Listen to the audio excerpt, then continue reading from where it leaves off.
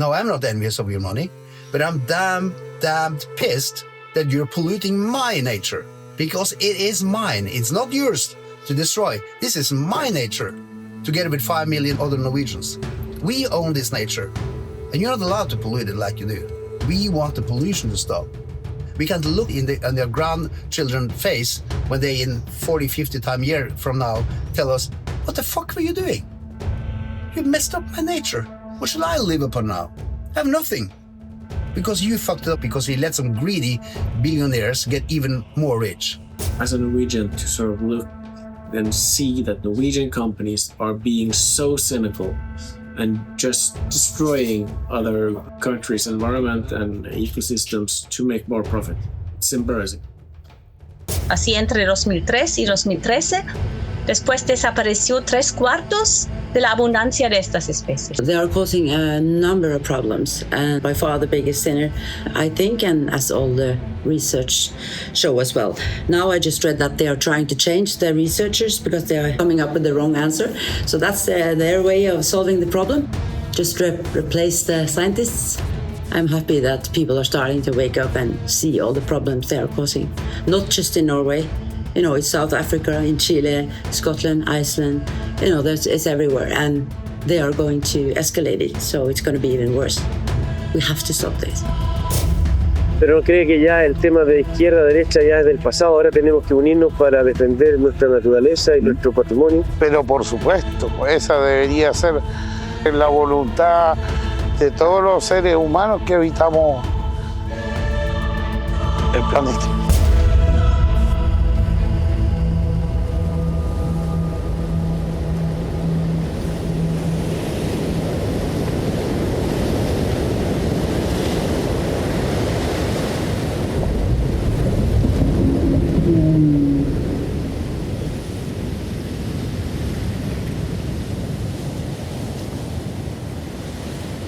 Yo no canto por cantar,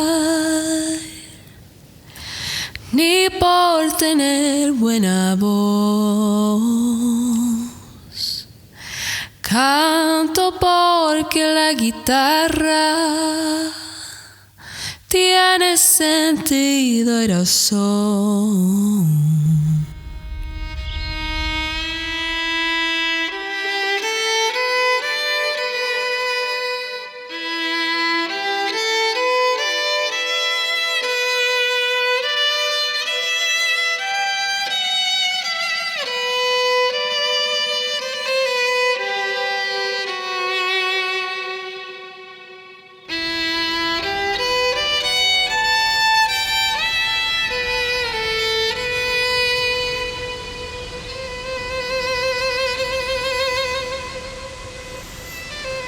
La naturaleza es maravillosa.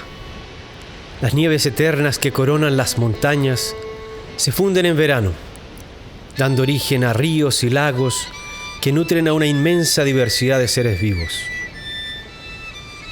Esa agua pura y cristalina que no solo sustenta la vida, sino que también deleita nuestros sentidos. Un ciclo perfecto y necesario, un pacto secreto desde los inicios de los tiempos, donde el agua regresa al mar de donde vino. En las profundidades del océano habita una increíble variedad de criaturas, peces, crustáceos, corales, algas, una biodiversidad casi inmesurable.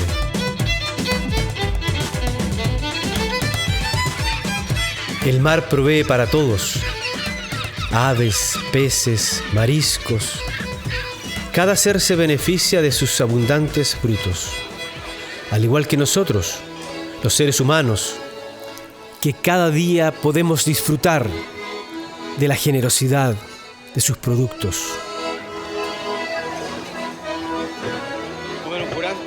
Exquisiteces que podemos degustar y saborear, siendo partícipes de esta gran fiesta. Pero esta fiesta está en peligro. Vamos a ir a otro tema. Serena Pesca alertó que varias salmoneras en el sur del país han activado planes de contingencia por la muerte masiva de peces en las regiones de Aysén y de los lagos. At least 5,500 tons of salmon was dumped at waste facilities last month, killed by a strain of bacterial disease they hadn't been vaccinated against. The mass mortality event has hit Huon Aquaculture and Tassals farms in the D'Entrecasteaux Channel.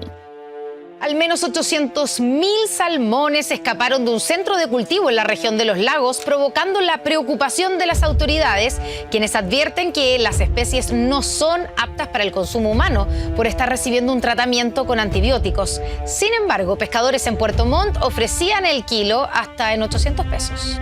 Más de 5.500 toneladas de salmones muertos debieron ser retiradas en las últimas horas de la sureña región de los lagos en Chile. Las autoridades confirmaron el lunes que la catástrofe ambiental se debe al crecimiento de una marea de algas nocivas, producidos según expertos por el cambio climático y la salmonicultura irresponsable. ¿Qué está pasando?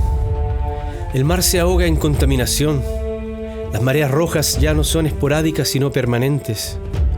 La Patagonia chilena y otros ecosistemas se van llenando de plásticos, químicos y antibióticos producidos por la industria del salmón, la cual crece sin control y las autoridades no hacen nada. La biodiversidad va desapareciendo. Fiordos que antes rebosaban de vida, hoy son cementerios submarinos. Desastres ecológicos son cada vez más frecuentes. Una mortandad tremenda de peces. Pero ¿cuáles son las causas de estos fenómenos? Las comunidades afectadas por la industria salmonera comienzan a protestar en contra de una actividad que comete crímenes en contra de la naturaleza. Aún existiendo alternativas sostenibles, la industria se niega a cambiar. La avaricia destruye nuestro patrimonio y compromete nuestro futuro. Esto no es normal. Esto no es aceptable. El tiempo se agota. Es hora de actuar.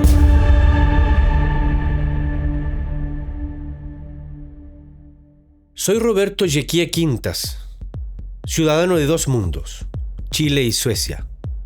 Mi interés por el tema del desarrollo sustentable comenzó a principios de los años 90, cuando me gradué como ingeniero civil industrial en la Universidad Técnica Federico Santa María en Chile.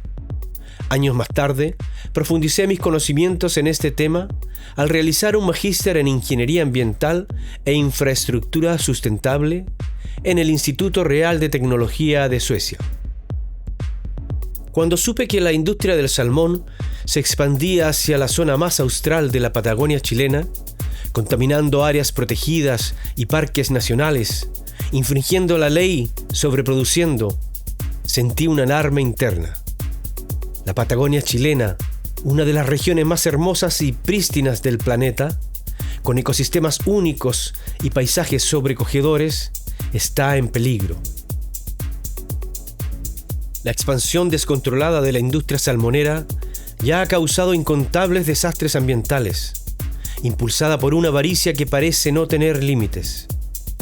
A pesar de que existen tecnologías que permitirían una producción sustentable, las empresas avaladas por el gobierno se niegan a invertir en ellas, optando en cambio por seguir contaminando sin consideración alguna por el medio ambiente ni por las comunidades que dependen del mar.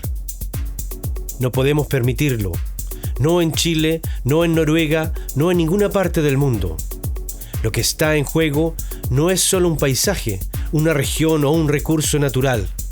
Es nuestro legado, la esencia de quienes somos y el futuro de las generaciones por venir. Creo firmemente que cada uno de nosotros tiene el poder y la responsabilidad de marcar la diferencia, de ser guardianes de este hermoso planeta que llamamos hogar.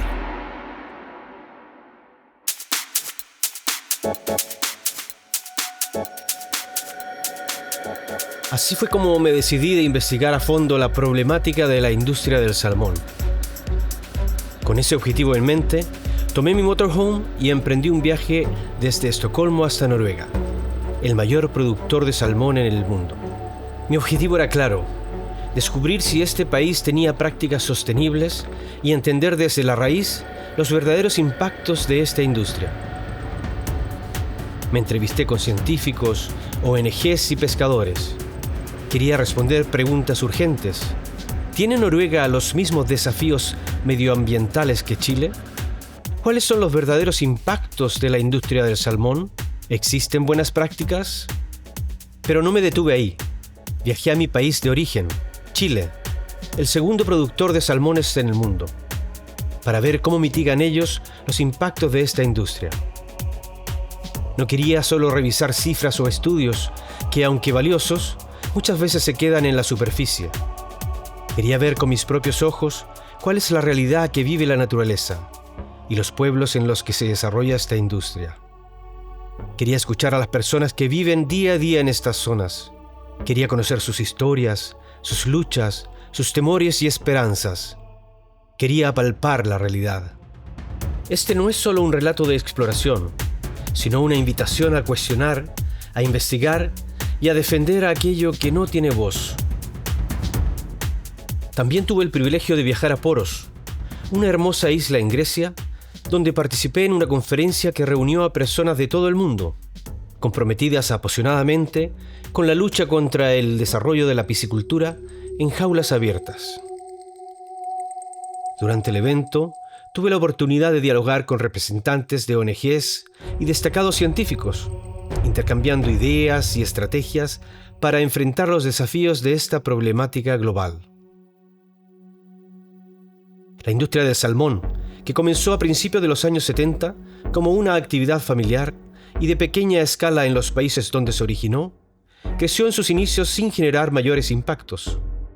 Sin embargo, a partir de los años 80, se expandió de forma exponencial, alcanzando en los últimos años una producción cercana a las 3 millones de toneladas, concentrándose principalmente en Chile y Noruega, que juntos representan alrededor del 80% de la producción mundial. El salmón se ha convertido en un producto ampliamente consumido a nivel global, presente hoy en día en mercados de todo el mundo. La Unión Europea, Estados Unidos, el Reino Unido, Japón y ahora China se encuentran entre los principales países consumidores de este producto. Esta rápida expansión ha generado impactos difíciles de dimensionar, pero cuyas consecuencias son evidentes tanto en los ecosistemas como en las comunidades donde la industria opera. A continuación, explicaré cuáles son estos impactos, agrupándolos en 4 categorías: contaminación orgánica, química, biológica y social. Finalmente, trataré de proponer una posible solución a este problema. Te invito a un viaje desde la oscuridad a la luz, ex umbra in solem, como dice el lema de mi alma mater, en la defensa de lo más preciado que tenemos, la naturaleza, el sustento de la vida misma. Mi primera parada fue Bergen, una pintoresca ciudad costera al oeste de Oslo.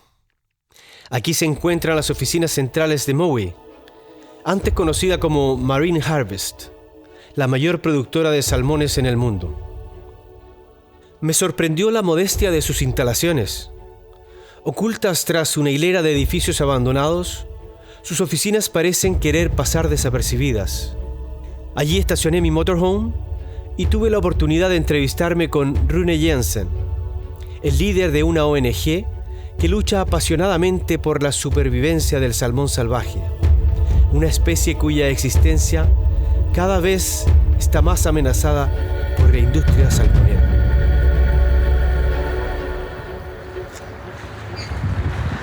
So we are here outside the Mowi headquarters, no? Yeah, this is the Mowi headquarters. It doesn't look like much. It is running all the businesses in Chile, in British Columbia, Scotland, Iceland, Norway. Nowadays, we are looking into in a much broader spectrum of the negative side effects of raising farm salmon in open net pens.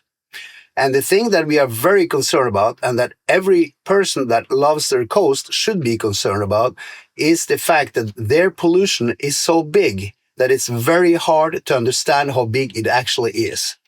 And when we talk about pollution, we have both organic pollution, biological pollution, and chemical pollution. And the numbers are so high and so big that if I told you that the fish farm industry in 2016 in Norway alone used 43,000 tons of hydrogen peroxide, you wouldn't kind of be able to grasp that high number. So instead, we are looking to kind of break down the numbers and to tell how much they're polluting per employee. So because they are creating jobs in the rural districts along the coasts of the world, but these jobs actually come with a huge cost for the local coastal ecology. And the cost is the pollution. And the pollution is costing the wild fishermen, the lobster fishermen, and even the ecology, and even small sea creatures like zooplankton, and everything is being disturbed. And at a level and a rate that is unheard of. People tend to not understand the magnitude of the pollution. La contaminación orgánica. Uno de los grandes problemas de la acuicultura es que su contaminación es invisible. A simple vista, todo parece limpio y en orden. En algunos casos, las jaulas flotantes incluso dan la impresión de ser instalaciones artísticas. Sin embargo, la realidad bajo la superficie es muy distinta. When you talk about organic pollution, how big are the numbers? So the thing is, you can compare one average size fish farm and how much organic waste they let out. It's the same as putting a barn, a floating barn with 6,800 cows that is shitting directly into the ocean. So whenever you see a fish farm, an average size fish farm, imagine a barn with 6,800 cows shitting everything directly into the ocean. That's the cool and cold, hard facts and reality. Para dimensionar los impactos de la industria del salmón en el fondo marino, la Organización para el Medio Ambiente Green Warriors de Noruega, el año 2016 realizó un viaje de investigación a bordo de una embarcación equipada con la última tecnología para poder filmar a grandes profundidades. We spent 2 months investigating under 40 fish farms, and the national TV didn't even show it. And they were invited to come on board, they were invited to take place, they were invited to everything, and we communicated, we sent them the videos, and nothing, not a word. Because we invested a lot in investigating this industry. So we've been filming underneath a lot of fish farms. Here is the official numbers. The blue is very good condition on the seafloor. You would sort of look for seashells and starfishes and things, right? And green is good, and yellow is bad, and red is very bad. You can see here there is a tiny little dot with red, tiny with a yellow one, and a big blue one, which is very good. That's the shellfish and stuff, right?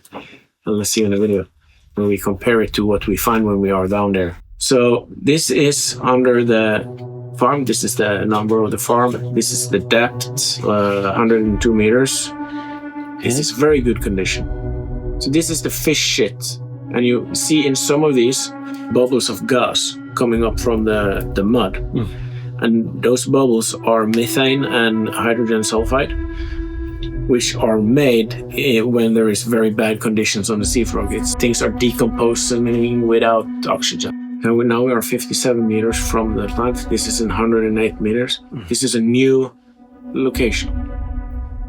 So that it hasn't been here for a long time. So you cannot trust any of this information? Not at all. Estoy realmente sorprendido. Siempre pensé que Noruega, como país desarrollado, protegía su entorno natural. ¿Quién imaginaría que una nación tan próspera, con sus fiordos y glaciares imponentes, rica en petróleo y sin urgencias económicas, permitiría la destrucción de su propio patrimonio natural? Incrédulo, decidí acudir personalmente a las oficinas de Mowi para conocer su versión de los hechos. Me negaron una entrevista formal, pero aceptaron conversar conmigo de manera informal. Mientras escuchaba cada palabra, grabé la conversación, consciente de la importancia de documentar cada detalle. We checked the status of the bottom before, during, and after every production cycle, right? And then it's graded. So 96% of sites in Norway would be good or very good, according to the environmental authorities in Norway. But I hear also that some environmental organizations, they have been digging in the places where they authorities say it is good and it's not good at all. Yeah. I'm sure there can be sites that, but it's demand by law. Es posible que las mediciones de las autoridades marítimas de Noruega no sean del todo precisas, pero también cabe hacerse otra pregunta. ¿Es realmente posible que el 96% de las granjas marinas estén en buenas condiciones después de los hallazgos reportados por Green Warriors? De las 40 localidades que investigaron, en más de la mitad encontraron condiciones preocupantes, tan preocupantes que decidieron denunciarla formalmente ante las autoridades. Hasta ahora no ha habido consecuencias visibles, y eso deja abierta varias preguntas. ¿Cómo se están evaluando estas instalaciones? ¿Qué criterios se están usando? ¿Y qué ocurre realmente con las denuncias cuando llegan a manos del Estado? Norwegian Maritime Authorities said this is not proof. This can be from wherever, and there will always have some negative effects in producing food. Have you been in a farm of cows? They are also shitting. All these red dots right here, that's the salmon farms in this area. And remember, every dot represents at least 6,800 cows. But if you compare to if you have raising cows on land, in order for you to raise cows on land, you have to have fields to spread their dirt on it evenly. And of course, the dirt is being absorbed by the soil and it gives for new grass and everything. But if you had 6,800 cows, you need 30 square kilometers of fields to spread it on. And how many fish farms do you see here? Each of them need 30 square kilometers of fields to spread their shit. I mean, the fjords ain't big enough to spread their shit in a way that is not harmful. Para entender mejor de lo que estamos hablando, necesitamos explicar lo que es el florecimiento de algas y la marea roja. En el mar, la luz del sol calienta el agua y cuando hay una gran cantidad de peces en un mismo lugar, sus desechos y restos de comida liberan nutrientes como nitrógeno y fósforo. Estos nutrientes favorecen el crecimiento acelerado de microalgas, lo que se conoce como florecimiento de algas. A medida que las algas crecen, consumen oxígeno y enturbian el agua, impidiendo el paso de la luz al fondo marino. Esto afecta la fotosíntesis de las plantas acuáticas y reduce aún más el oxígeno disponible. Si el proceso avanza sin control, se produce lo que se llama eutrofización, en el que la falta de oxígeno genera un ambiente anóxico, es decir, sin oxígeno, y la vida marina muere. En algunos casos, ciertas algas liberan toxinas, provocando la marea roja, un fenómeno que puede ser dañino para peces, mariscos y también para los seres humanos si consumen productos contaminados. There's been studies that have shown that there's a correlation between the expansion of aquaculture and the recording of harmful algal blooms or red tides in different parts of the world. In fact, in almost every ocean in the world. These particularly fish farms that are fed a lot of fish meal produce a lot of nutrients and produce a lot of organic matter that's then used by the organisms that form red tide. So you produce a lot of nutrients and this organic matter, and these organisms grow very quickly, and ironically can end up leading to killing the fish that are helping to generate these red tides. Cuando uno habla de sustentabilidad tiene que necesariamente hablar de límites, y los límites para la producción de salmones en Chile nunca han estado claros. Básicamente la Ley General de Pesca y Acuicultura establece un concepto técnico que se denomina capacidad de carga. Eso quiere decir la capacidad ecológica, ¿cierto?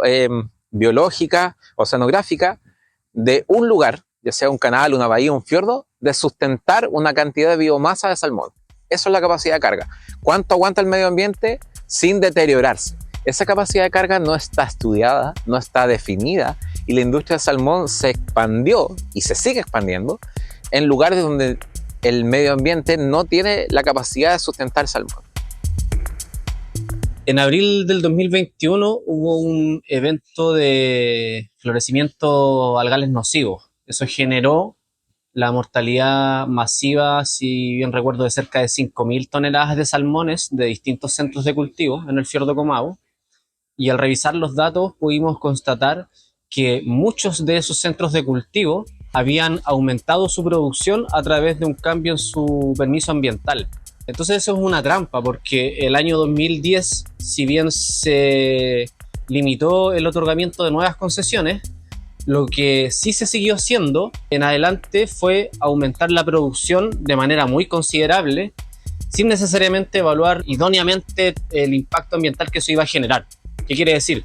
Que una concesión que tenía, por ejemplo, autorizado producir hasta 500 toneladas, con esa autorización de aumento de biomasa, pudo pasar a producir 2.000, 3.000 o 4.000 toneladas. Y eso en muchísimas concesiones, no solo en el fiordo Comau, sino a nivel nacional, en las 3 regiones australes donde opera la salmonicultura. Y ese fue el principal factor de crecimiento que tuvo la industria a lo largo de todo el periodo 2010-2024.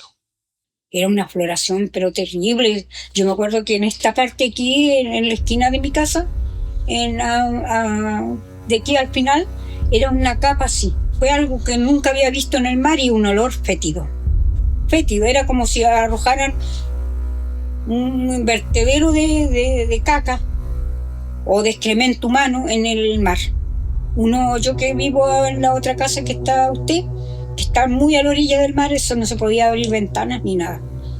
Y todo el mar andaba con unas franjas café, como molidillo así, como caca botada en el mar.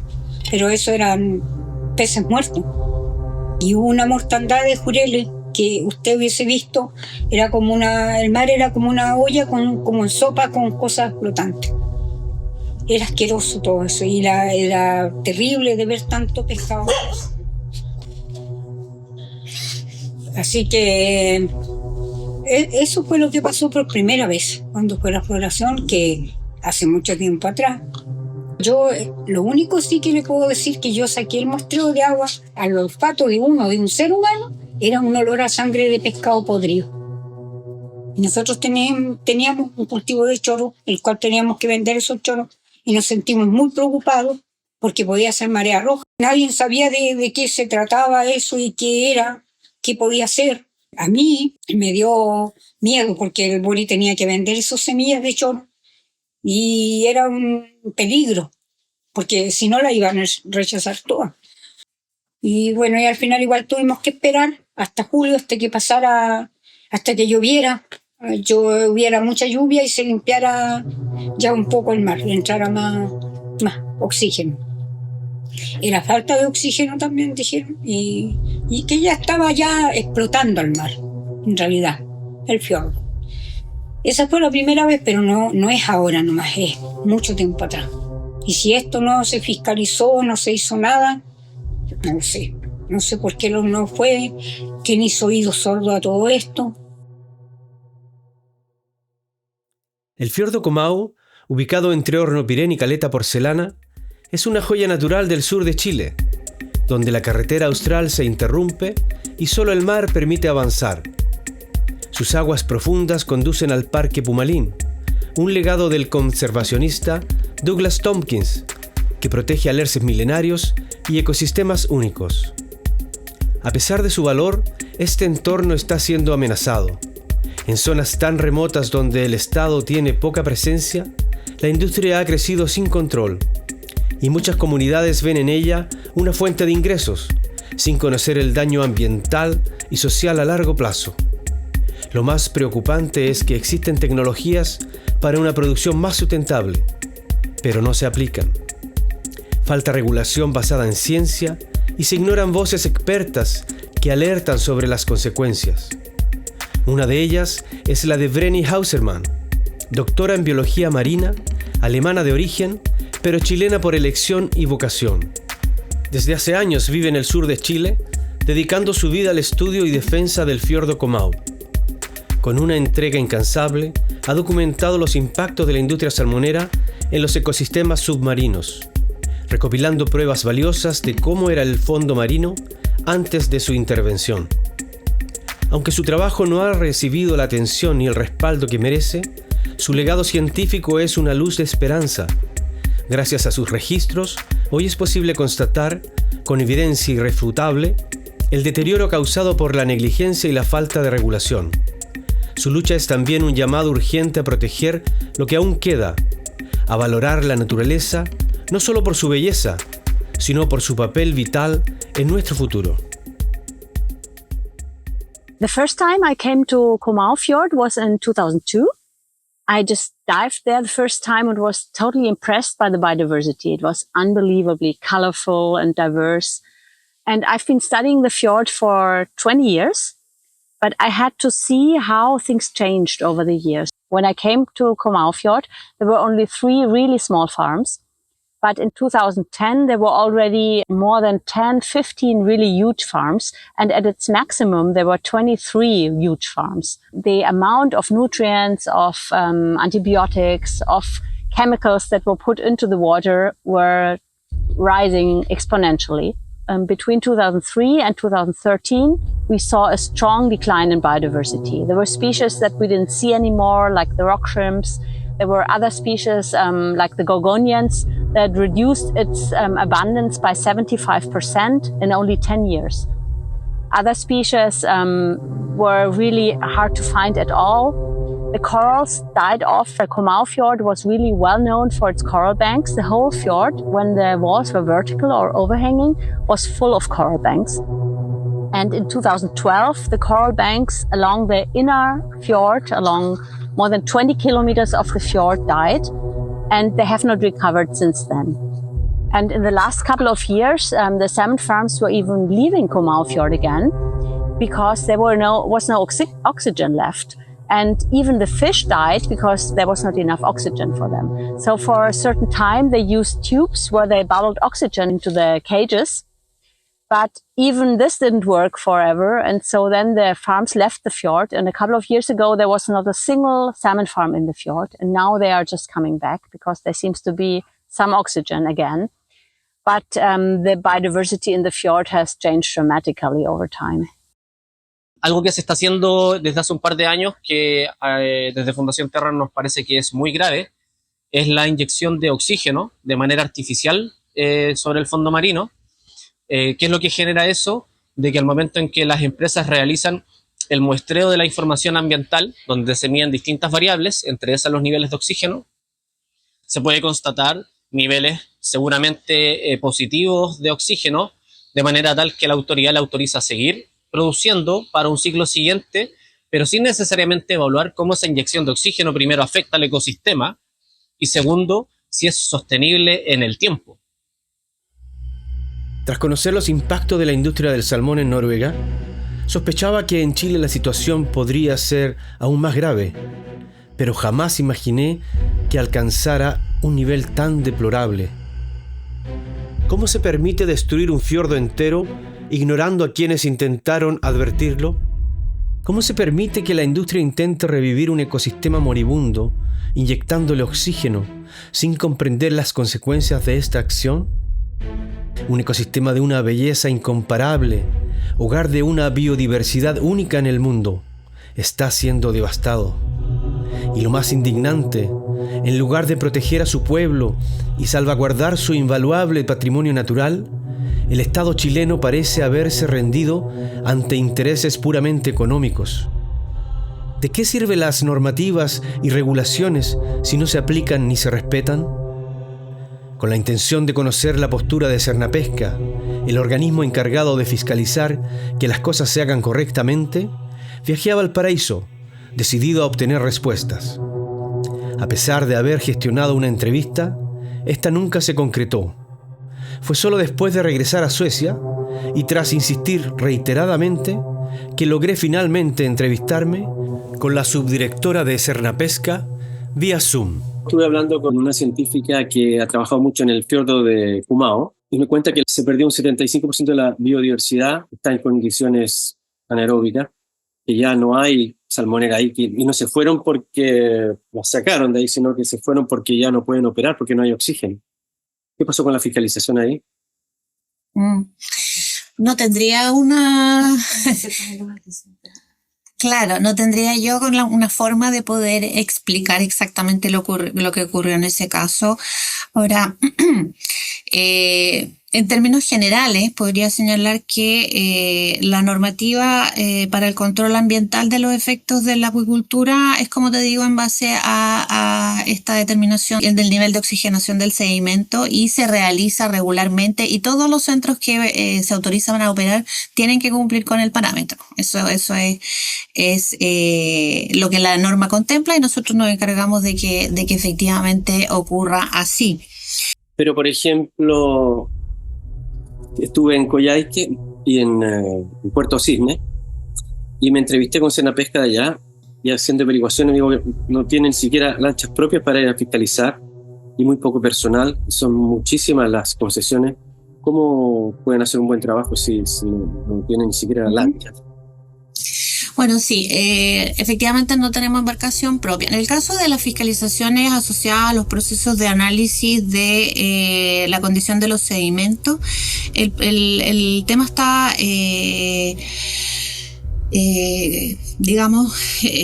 controlado o lo tenemos más fácil porque son las empresas que licitaron estos terceros acreditados, estos laboratorios ambientales que van a tomar las muestras, nos llevan en ese caso. La salmonicultura tiene una concesión de 200, 400 metros cuadrados. Al año siguiente usted lo ve 1000 metros más a medio, 2000 metros más a medio. Y los controles que hace Senapesca obviamente que está basado en lo que la empresa le entregue para transportarlo. O sea, lo lleva y que lo fiscalicen, o sea, como niño bueno. Y yo creo que está fuera de control, digamos, la situación de la producción del salmón en nuestra región.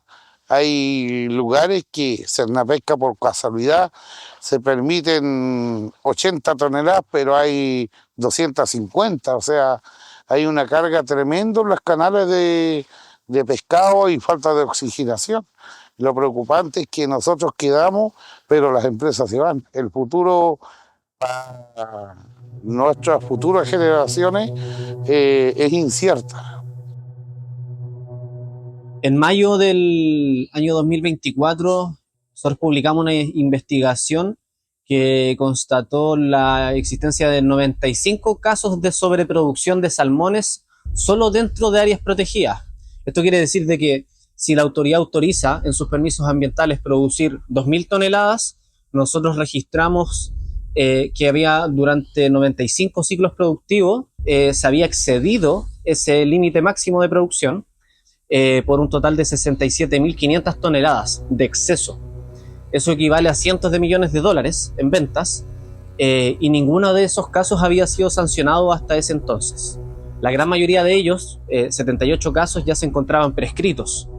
Y eso es particularmente grave porque la autoridad encargada de fiscalizar es el Servicio Nacional de Pesca y Acuicultura y la encargada de sancionar es la Superintendencia del Medio Ambiente. Actúan de la mano. Y en estos casos, en la gran mayoría de ellos, Senapesca, primer organismo, no había denunciado, mientras que en ninguno de los casos, aun cuando algunos habían denunciado, la superintendencia no los había sancionado. Por lo tanto, eso da cuenta de que la salmonicultura, una industria muy grande, la segunda industria exportadora en Chile, después de la minería del cobre, opera en un margen legal bastante dudoso. O sea, hay una producción importante orientada a la exportación que se produce de manera ilegal y las autoridades no son capaces de fiscalizar o, aún teniendo los datos a la mano, porque estos son datos que nosotros solicitamos por solicitudes de información vía ley de transparencia, podrían haberlos revisado en línea y haber realizado las denuncias. La pregunta es por qué eso no se hizo durante tantos años. Estuve conversando con la organización Terra y me contaban que en las áreas protegidas tienen mucha sobreproducción y al parecer no hay mucha fiscalización de eso.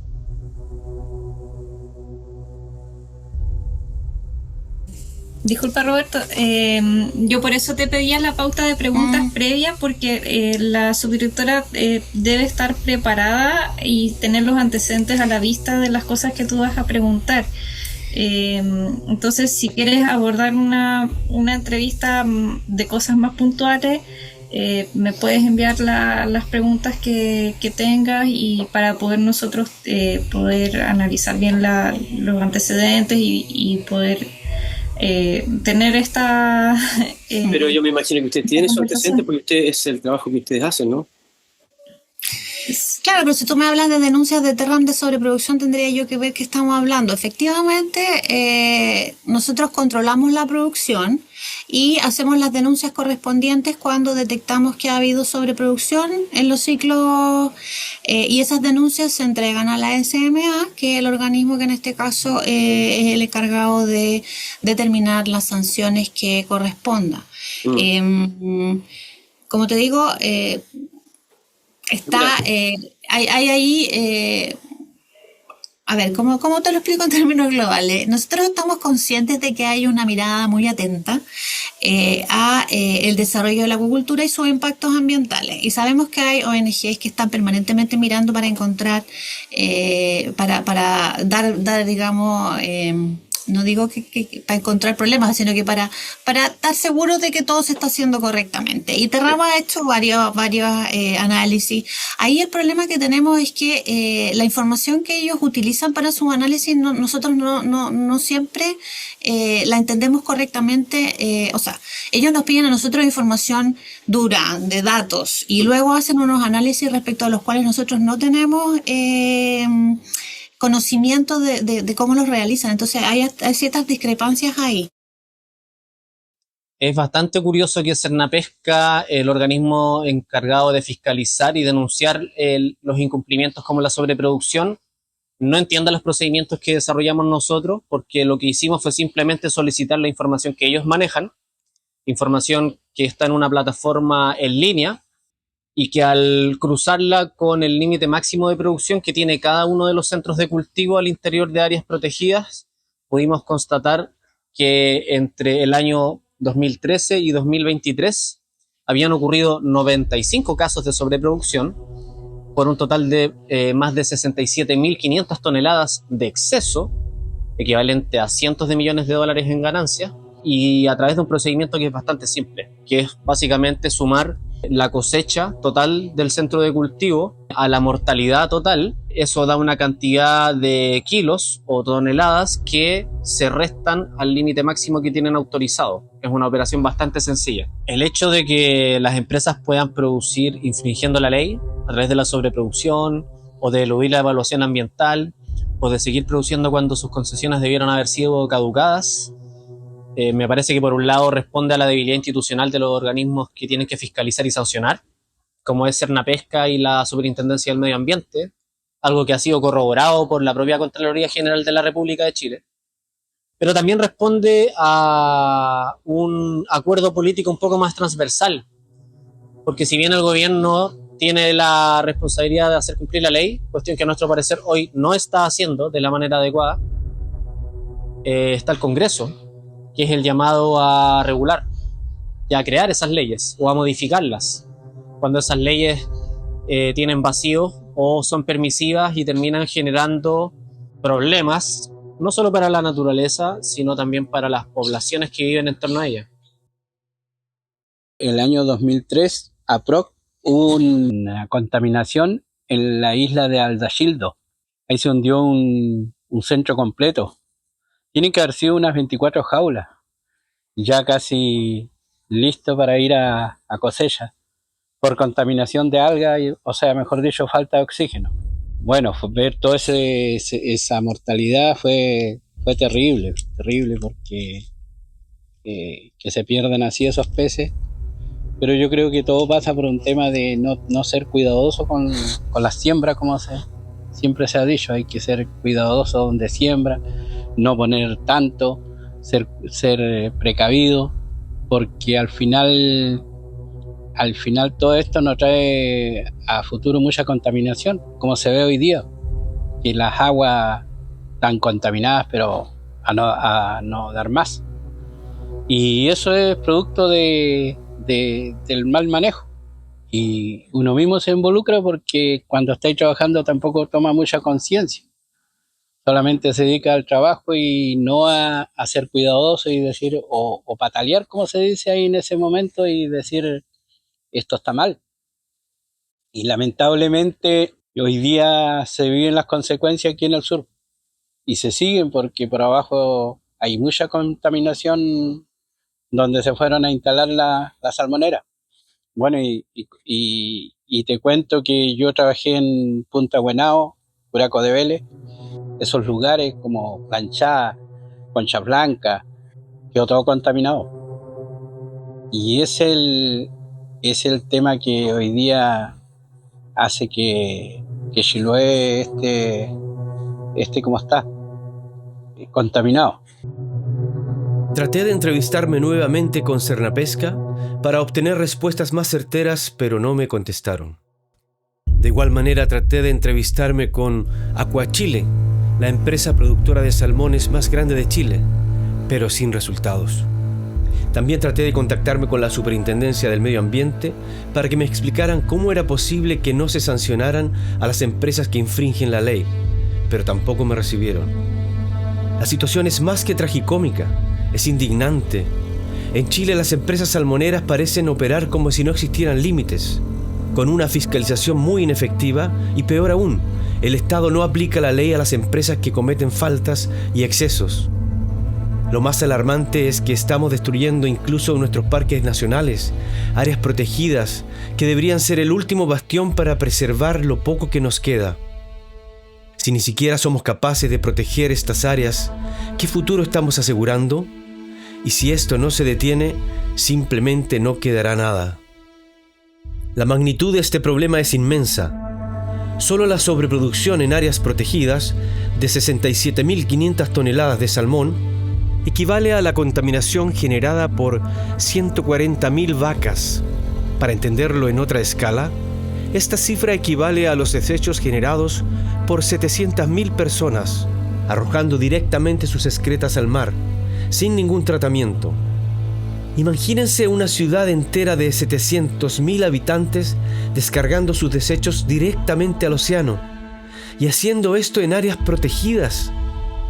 Y esto es solo la sobreproducción. ¿Por qué se le permite a la industria salmonera actuar de esta manera cuando a nosotros, como ciudadanos individuales, jamás se nos permitiría algo semejante? Es inconcebible que exista tal permisividad hacia una actividad que destruye de manera tan directa y masiva nuestro patrimonio natural y nuestros ecosistemas. Esto no es solo alarmante, es una llamada urgente a actuar. La destrucción de la Patagonia, uno de los lugares más ricos y bellos del mundo, no es solo un problema local, es un desastre global que afecta a todos. Si no hacemos algo ahora, el daño será irreversible.